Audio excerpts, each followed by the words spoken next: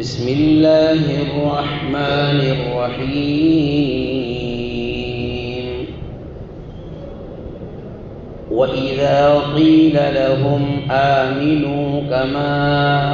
آمَنَ النَّاسُ قَالُوا أَنُؤْمِنُ كَمَا آمَنَ السُّفَهَاءُ أَلَا إِنَّهُمْ هُمُ السُّفَهَاءُ وَلَكِنْ لَا يَعْلَمُونَ۔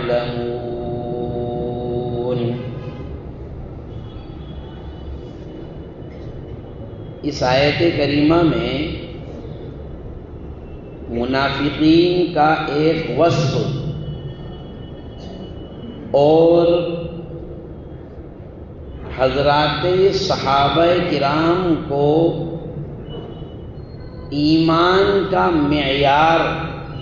واضح انداز میں ذکر فرمایا گیا۔ چنانچہ اللہ نے فرمایا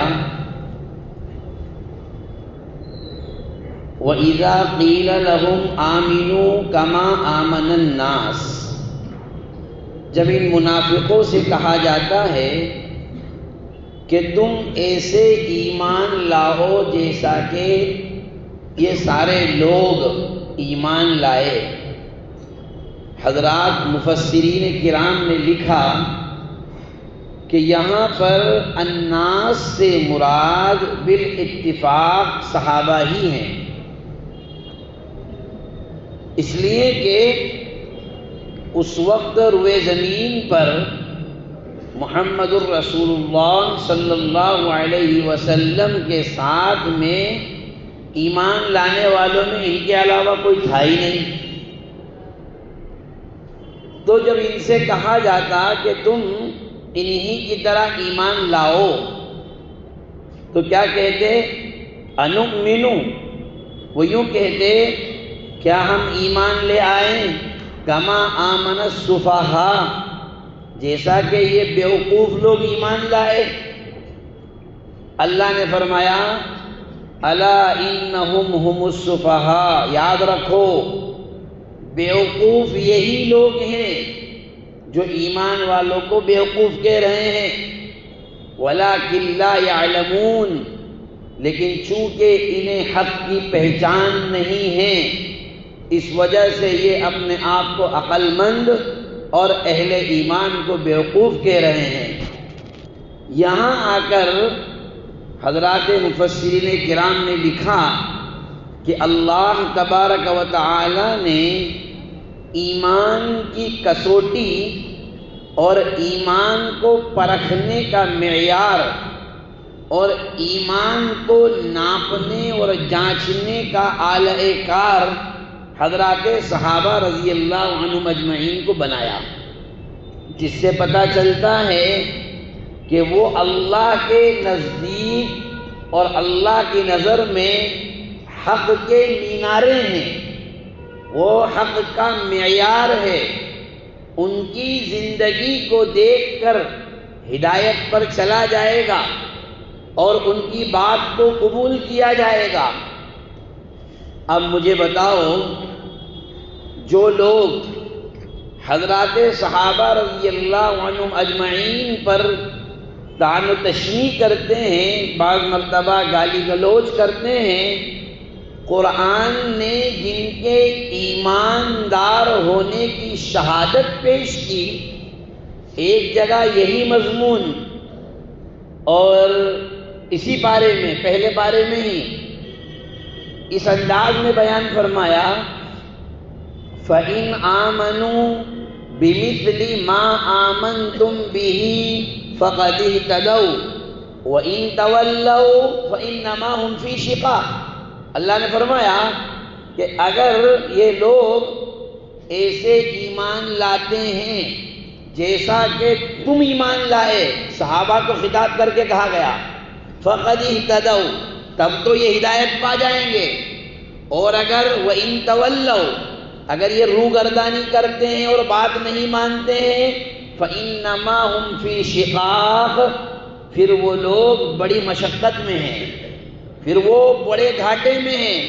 پھر وہ بہت بری طریقے سے پھنسیں گے۔ اس لیے کہ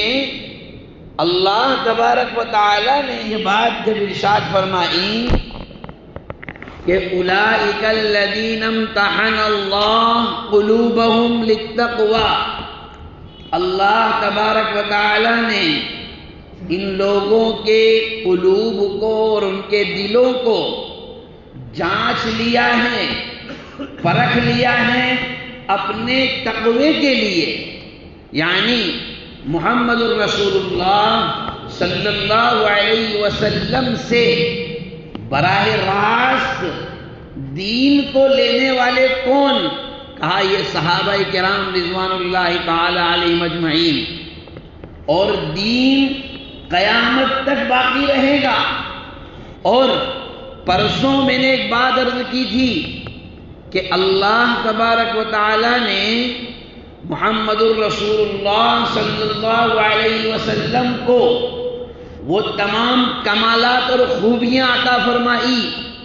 جو کہ تمام انبیاء کو فردن فردن سنگل سنگل دی گئی، وہ تمام کمالات اور خوبیوں کی جامعیت اللہ تعالیٰ نے محمد الرسول اللہ صلی اللہ علیہ وسلم میں اکیلے میں عطا فرما دی۔ اور اہل تصوف حضرت پیر ذوالفقار صاحب نقشبندی رحمت اللہ علیہ رحمتاً واسعہ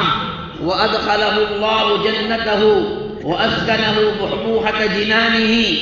حضرت نے تو بڑی عجیب بات لکھی، صحابہ اور انبیاء اور محمد صلی اللہ علیہ وسلم، انبیاء کی خصوصیت اور صحابہ کی خصوصیت کا کامبینیشن بڑے پیارے انداز میں حضرت نے بیان فرمایا کہ اللہ تبارک و تعالی نے تمام خوبیاں اور کمالات اکیلے محمد صلی اللہ علیہ وسلم کے اندر اتار دی، اور ان انبیاء کے کمالات کا عکس اور انبیاء کی ان خوبیوں اور کمالات کی جامعیت نبی صلی اللہ علیہ وسلم نے اکیلے اکیلے صحابہ میں اتار دی۔ یعنی جو خوبیاں انبیاء کی تھی اللہ نے محمد الرسول اللہ صلی اللہ علیہ وسلم کے واسطے سے صحابہ کے اندر وہ خوبیاں اتار دی۔ اسی لیے نبی اکرم صلی اللہ علیہ وسلم، ظاہر سی بات ہے آپ کا کوئی مقابل نہیں ہو سکتا، تو جو آپ سے سب سے زیادہ کلوز ہوگا، حضور صلی اللہ علیہ وسلم اللہ تعالی سے تمام نبیوں کے مقابلے میں قریب ہیں، یہ تو ہم سب کا اہل سنت والجماعت کا عقیدہ ہے۔ تو ظاہر سی بات ہے جو مقام انبیاء میں آپ کا ہے وہ اور کسی نبی کا نہیں ہو سکتا۔ تو نبی اکرم صلی اللہ علیہ وسلم سے صحابہ میں سب سے زیادہ کلوز اور سب سے زیادہ قریب حضرت ابو بکر رضی اللہ عنہ ہیں، تو صحابہ میں ان کا جو مقام ہو سکتا وہ کسی صحابی کا نہیں ہو سکتا ہے، کیونکہ کتنے قریب ہیں۔ جب نبی اکرم صلی اللہ علیہ وسلم دنیا سے رخصت ہوئے اور مشرکین عرب میں ارتداد کی لہر دوڑی، اور کچھ لوگ جو نئے نئے جمے تھے ان کے قدم اکھڑنے لگے، کچھ لوگوں نے کہا کہ ہم تو زکوٰۃ حضور کو دیتے تھے، اب ابو بکر کو نہیں دیں گے، ہم زکوٰۃ ہمارے حساب سے بانٹیں گے۔ تو حضرت ابو بکر رضی اللہ تعالی عنہ نے کیا فرمایا تھا؟ اَيُنْقَصُ الدِّينُ وَأَنَا حَيٌّ، کیسے ہو سکتا ہے میں زندہ ہوں اور دین میں کمی ہو جائے؟ نہیں ہو سکتا ہے، کیونکہ مجھے عکس حاصل ہے محمد مصطفیٰ صلی اللہ علیہ وسلم کا، آپ کا عکس حاصل ہے، تنہائی میں حاصل ہے، زندگی میں حاصل ہے، دنیا میں حاصل ہے، دنیا سے جانے کے بعد حاصل ہے، قبر میں گئے تو وہاں بھی ساتھ میں، بیداری میں بھی حاصل اور خواب میں بھی حاصل۔ تو میں تو حضور کی ڈائریکٹلی سب سے پہلی فوٹو کاپی میں ہوں، تو ظاہر سی بات ہے میرے ہوتے ہوئے تو میں کم نہیں ہونے دوں گا. اسی لیے جب حضرت ابو بکر نے یہ بات ارشاد فرمائی کہ لو منعونی عقالا كانوا يؤدونه الى رسول اللہ صلی اللہ علیہ وسلم لقاتلتهم، اگر وہ مجھ سے منع کریں گے اس رسی کو جو حضور کے زمانے میں زکوٰۃ میں دیا کرتے تھے تو رسی روک لیں گے، اس پر بھی میں ان سے جنگ کروں گا. اس کی تشریح میں محدثین نے بڑی عجیب عجیب باتیں لکھی. بعض حضرات نے تو فرمایا کہ اس جملے کا مطلب یہ ہے کہ لوگ حضور صلی اللہ علیہ وسلم کے زمانے میں زکوٰۃ میں جانور لے کر کے آتے تھے تو گلے میں رسی ڈال کر لاتے تھے. ابو بکر کہہ رہے ہیں اگر کوئی رسی نکال کر کے لائے گا تو رسی بھی منگواؤں گا، کیونکہ حضور کے زمانے میں تو رسی لے کر کے آ رہا ہے. اور بعض حضرات نے تو اس سے آگے کی بات لکھی کہ وہ حدیث میں لو منعونی عناقن کا لفظ ہے اور عناق کے معنی آتے گردن. اور مفسرین نے لکھا، محدثین نے لکھا ابو بکر یہ کہنا چاہ رہے ہیں کہ حضور کے زمانے میں اگر وہ زکوٰۃ کا جانور گردن پکڑ کر لاتا تھا اور میرے زمانے میں کان پکڑ کر لاتا ہے، میں اس کو ڈانٹوں گا، منع کروں گا اور تو کہوں گا کہ گردن ہی پکڑ کر لا، اس لیے کہ حضور کے زمانے میں جو کام ہوتا تھا میں بعینی وہی کام کر کے رہوں گا. تو یہ عکس ہے محمد صلی اللہ علیہ وسلم کا، اور ایسا عکس ہے جو کہ آپ علیہ السلام کی تنہائی، سفر، حضر سبھی کا اتر کر آ گیا. تو بات کیا تھی کہ صحابہ میں اللہ تبارک و تعالیٰ نے وہ کمالات اور خوبیاں اتار دی. اور اس کی تشریح میں پیر صاحب نے اس کی تشریح میں لکھا کہ دیکھو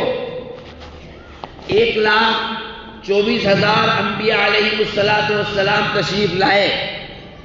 سب کی ایک ایک خوبی اور کمالات ہیں. تو حجۃ الوداع کے موقع پر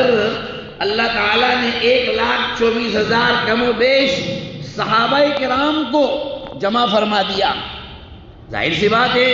وہ صحابہ کرام کی ایک بہت بڑی تعداد تھی جو حجۃ الوداع میں تھی،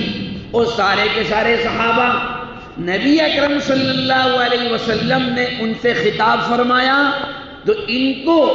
سب کو ایک ساتھ اجتماعیت کے ساتھ نبی صلی اللہ علیہ وسلم کے صحابی ہونے کا شرف حاصل ہوا. اس کے بعد میں حضرت لکھتے ہیں کہ انبیاء میں کچھ ایسے ہیں جو نبی بھی ہیں اور رسول بھی ہیں، تو صحابہ میں بھی کچھ لوگ ایسے ہیں جو نبی صلی اللہ علیہ وسلم کے صحابی بھی ہیں لیکن عام صحابہ سے ہٹ کر کے ہیں. اور انبیاء اور رسولوں کی تعداد کتنی ہے؟ کہا 313 جو نبی بھی ہیں اور رسول بھی ہیں. تو ان کو اللہ نے بدر کے میدان میں جمع فرمایا. ظاہر سی بات ہے بدر والے صحابی بھی ہیں، اور صحابی ہونے کے ساتھ ساتھ بدر کی جو خوبی ان کو حاصل ہے وہ دوسرے صحابہ کو تو حاصل نہیں ہے نا، ان کو ایک اسپیشلی مقام دیا گیا. پھر اس کے بعد لکھتے ہیں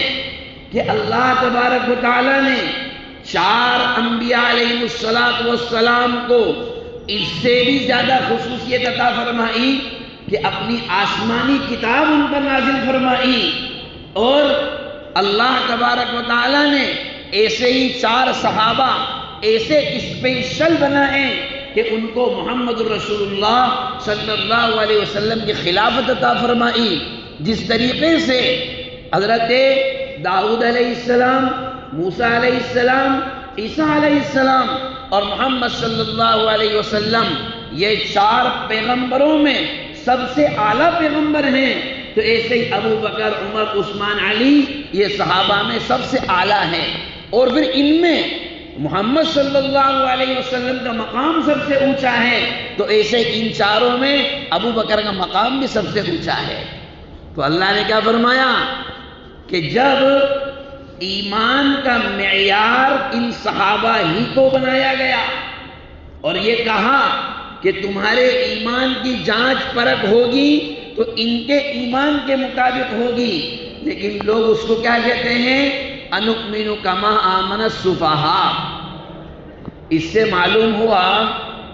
کہ ایمان والوں کو بیوقوف کہنے کا یہ جو رواج ہے، اور اہل ایمان پر طعن و تشنیع کا اور ان پر الزامات کا جو رواج ہے، یہ کوئی نیا رواج نہیں ہے، یہ پرانی بات چلی آ رہی ہے، لیکن اللہ تبارک و تعالیٰ نے انہیں بیوقوف کہنے والوں کو بیوقوف قرار دیا، اور یہ کہا کہ جو انہیں بیوقوف کہیں گے اللہ کی نظر میں وہ بیوقوف ہیں۔ جنازہ حاضر ہے، میرے خیال میں بات ختم ہونی چاہیے، اللہ تبارک باقی بات انشاءاللہ آئندہ کل کریں گے۔ اللہ تعالی